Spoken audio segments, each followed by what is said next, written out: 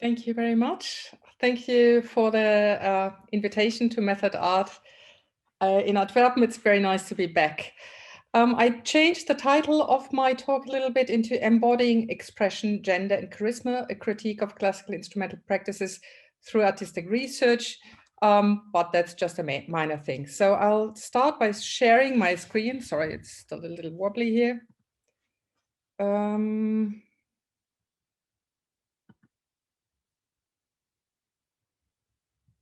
Okay, let's see if this works. And play from start. Okay, so I hope you can all see this. Perfect. So the body is the tool through which instrumentalists shape and convey sounds, musical ideas, emotions, and value systems. At the same time, the body is part of the emotions, expressions, sounds, musical ideas, and social systems we are moving in. And this is something the audience feels too in their reactions when listening to a performer and watching a performer. I'm a performer, so let's have a look at how critics have described my playing. They describe it as passionate, audacious, expressive, breathtaking, and gripping. As you can see, they describe emotions, but the body also comes into play. Breathtaking, gripping, they call it. So the audience seems to be bodily affected by my playing. The body is a very, very powerful tool, and I'm about to investigate it in detail. Let's start with, what is this project about? In Embodying Expression, Gender and Charisma, a critique of classical instrumental practices through artistic research, I, together with my colleague Dr. Kai Ginkel from sociology, investigate the importance of the body in the playing of a violinist in Western classical concert practice and the value systems this practice is based on and relates to. In the first step, we investigate what performers do with their body to produce expression, gender, and charisma. We examine how the body of a performer is an essential part of the artistic, social, and aesthetic situation on stage. We question what constitutes expression, gender, and charisma in the bodily work of a performer. In the second step, we're interested in how performers can become aware of the norms and value systems surrounding their practice and how they use this knowledge to control, shape, and change values through their artistic practices. The audience perceives and interprets performers through their bodies and gestures, the actual staging of the performance as much as through the sounding and musical expression. Vice versa, performers create stage personae while applying postures and gestures when they perform for their audience. Through their corporality, performers allow the audience to gain insight into their individual, but also consciously staged and culturally shaped personalities. Phenomenologists Gallagher and Zahavi claimed that the audience actively shares intentions and feelings through an act of acting perception. Quote, "We see, or more generally perceive, in the other person's bodily postures, movements, facial expressions, directed gaze, gestures, and actions, what they intend and what they feel. And we respond in a tightly coupled way with our own bodily movements, gestures, facial expressions, gaze, etc. In this respect, perception is enactive. It is perception for action, or more precisely, for interaction, rather than mere offline observation." Quote end. In a roundabout way, this means that embodiment plays directly into our value system. And not only into our value system as a performer, but also into our audience's value system. Bodily and artistic expression are intertwined not only with the performer's own basic artistic intent and design of performance, but also with how artists, as senders of an artistic as much as a social message, are perceived by the recipients, the audiences, within a shared value system and thus within a jointly constructed concept of charisma. How can this be investigated? Let's have a look at the research design. There is one overarching topic, which is embodiment. And this topic branches into expression, gender, and charisma. And we assume that there is a reciprocal dependence between them or interdependence between them. We're investigating this from two disciplines, artistic research as the main discipline and sociology of practice. What is our data gathering and investigative strategy? In the center of the investigation stands the process of doing art and the actual art production. This is how we produce the material and data and follow the processes and artistic outcomes that we will subsequently explore. We identify 3 steps in this. The first step is artistic research based on practice, and that would be my method of reenacting embodiment. Here I'll perform classical repertoire and apply my reenactment method. Later, more about that. The second step would be artistic research and phenomenology, finding words, sounds, and images. I'll use the research catalog of the Society for Artistic Research to transfer research findings into expositions which are made of words or maybe poetry even, sounds and images or videos that hopefully transport meaning and perform our findings through the way they are presented. Then there's a third step, artistic research through creation. Here I will create a full-length multimedia artwork, he, she, they, that thematizes the topic of embodying expression, gender, and charisma.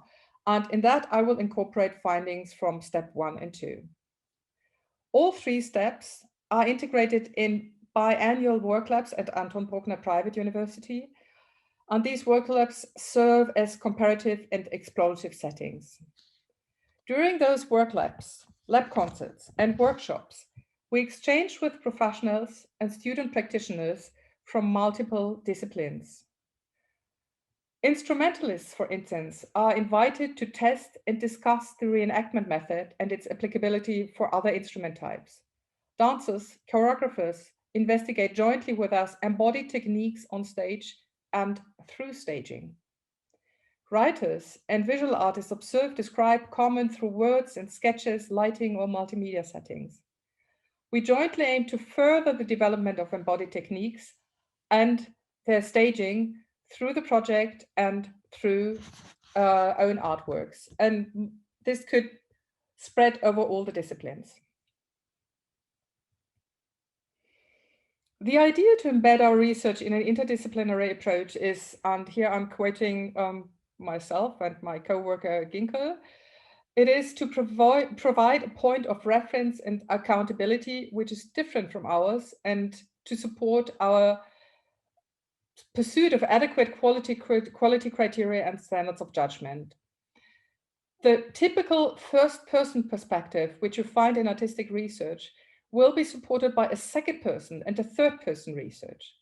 And the use of these multidisciplinary methodologies will help us to counterbalance the subjectivity and reduce the defensiveness that might result from research at home, as is the practice in artistic research. Here is a little chart that shows how we combine methods of artistic research and sociology. So at the outside, you find all these little sort of methods, and inside is artistic research and sociology of practice. Here the fields, the steps we are investigating, and here the topics, gender, expression, charisma. While the main art, data, and material generation will happen through artistic research, my colleague and I complement each other in data analysis, evaluation, reflection, and feedback. But how can you compare the findings of these 2 different disciplines, let's say? There will grounded theory will serve us as the synthesizing methodology to analyze and evaluate all types of data. It really doesn't matter if they come in text formats such as research journals, phenomenological observations, field notes and thick description, interviews or questionnaires, or in art formats such as audio recordings, video documentation, sketches, poetry, or images. In grounded theory, you can investigate all these different kinds of data types. That means that grounded theory really enables us to work together, but open-ended. We can compare our findings, we can relate them to each other, search for links and separating elements, and develop theory from there. I will next give you a short insight in this, this special method, the reenactment method, reenacting embodiment. Here you see a table. Don't even try to read everything which is on it. This is just how I organize my thoughts when I'm doing this reenactment embodiment. In order to explore the meaning of the body as a really determining factor in musical expression, or as a part of it, and how to recognize how musical expression really manifests itself in and through the body, I use this reenactment method for the interpretation of selected performances by different soloists. So it includes 4 steps, which all have to go in a full circle. First of all, I choose a work that I want to develop on my own, and I'm looking for a valid interpretation of this work for violin solo, and I include a video documentation of it. This is what I have to do first. Then I'm looking for interpretations of soloists who have well-known soloists who have performed this work and who documented it from a live on YouTube. Then I start either an audio analysis or visual analysis and try to reenact the way how the soloists played this specific work, either by just listening to it and using my own body to reenact it, my own body language, my own body embodied technique, or by looking at how they visually acted out their performance and trying to reenact it. That would mean really to copy their body language, to raise sorry, there was some interruption. To really copy gestures, movements, eyebrow raises, or things like that.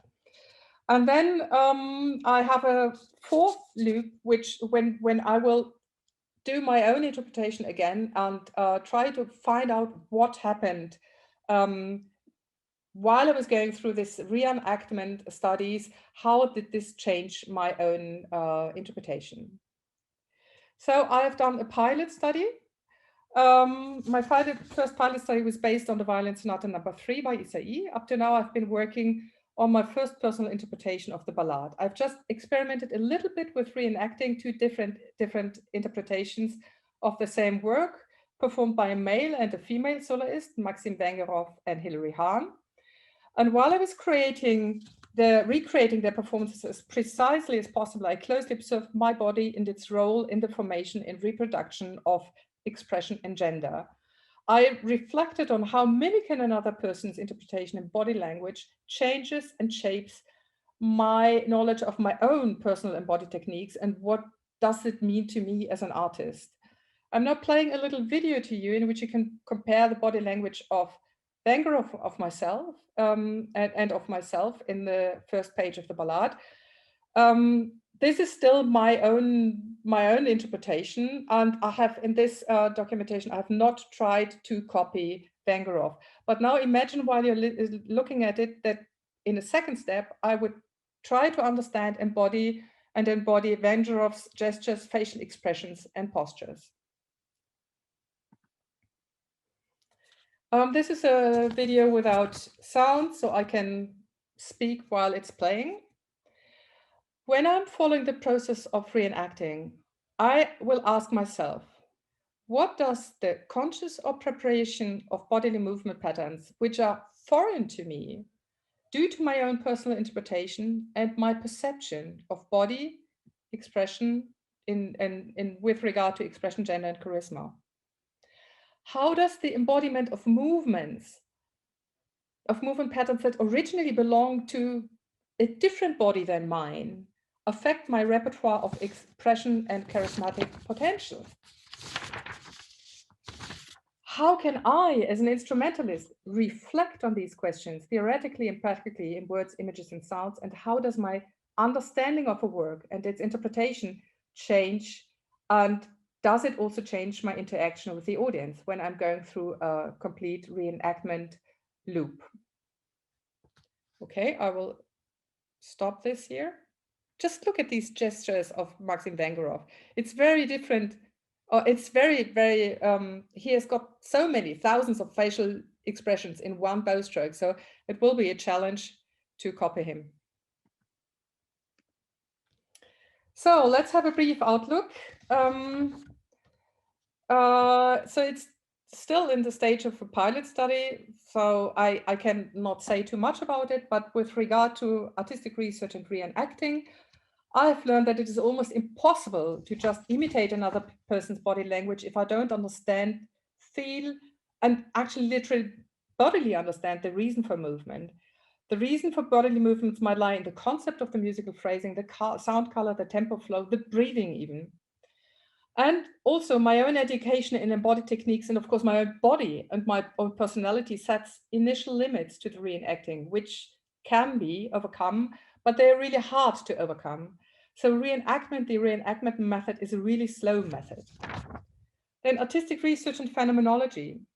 To describe the bodily feeling of sound production, the way how I hold my bow, spin a tone, mold a sound color is really demanding, especially if I want to express and perform my findings through text, images, sounds, and video in a way that it can be not only mentally understood, but experienced, imagined, and almost felt and sensed by the onlooker. More questions come up with regard to traditional norms and value systems, for instance, gender. How do performers embody gender? I'm asking this with regard to their sound production, their body posture, their staging of a performance. So let's have a quick look at some photos. Here you see images of Augustin Hardelich, Hilary Hahn, Barbara Lüneburg, Maxim Vengerov performing live. If I compare postures and head positions, I wonder, is there a difference between the male and female gender in body language? What will I find? How can I systematically investigate this? What are the categories I have to look for? What are the value systems they refer to? Already now I can say my biases to what is female or male in terms of body posture, sound production have already been challenged, and I haven't yet found a consistent categorical system that would lead me to valid observations. And I'm almost at the end. However, let's assume I find a set of value systems and lift gender assumption. Then how do I control and shape and change them through my arts practice? And how do I perform gender in the sense of Judith Butler? And will there be any empowerment in this process? And how do I empower other instrumentalists through this research? So this is what I'm trying to find out when I create the show He, She, and They. This is a question for the development of the multimedia production. And last but not least, I hope that the investigation will ultimately lead to a critique of classical performance practice, which will be developed between the two disciplines, artistic research and sociology of practice. The volume of material and data will be immense: artworks, expositions, video documentations, research journals, interviews, field observation. So this asks for paid research time. And this is where I come to an end. Here's a short list of my sources. The images you saw were all of performances of the Isa Ballade, and the sources are Butler, Gallagher, Lüneburg, and Spatz. Thank you very much for your attention.